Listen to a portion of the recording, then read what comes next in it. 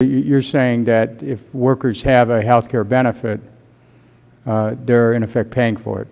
Absolutely, and I think in fact that is why I think that's the great the biggest drawback or the biggest problem with the tax preference for employer-sponsored insurance. The quote-unquote employer contribution to the average family plan in this country amounts to $10,000. That's $10,000 of the worker's earnings that the worker doesn't get to control. The government, by creating this tax preference for employer-sponsored insurance, essentially takes that $10,000 out of the worker's hands, gives it to the employer, and lets the employer make the worker's health insurance decisions for the worker. So yes, I think that economists, in fact, there's a survey of health economists recently, and the broadest area of agreement was on the question of whether health benefits actually come out of wages or profits or something else. 90% of health economists acknowledged or agreed with the proposition that yes, workers pay for those health benefits through reduced wages, and the same is true of any tax penalties that Congress might impose. Thank you, Mr. Cannon. Professor Politz, I want to speak to you about how government can help the public make better choices about health insurance.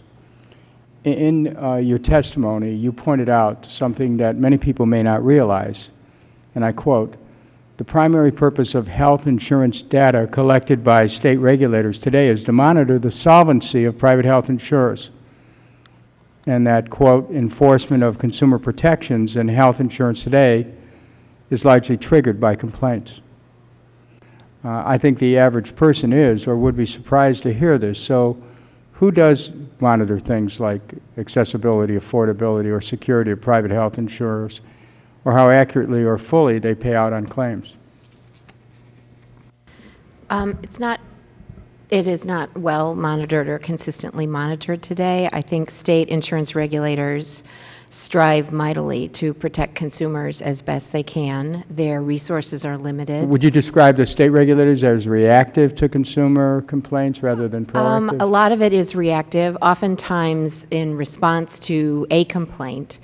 Even as little as one complaint, a state regulator may initiate a broader investigation of a company or of a pattern of practices. So I don't mean to suggest that state regulators aren't out there giving it their best effort, but they are very strapped in terms of resources.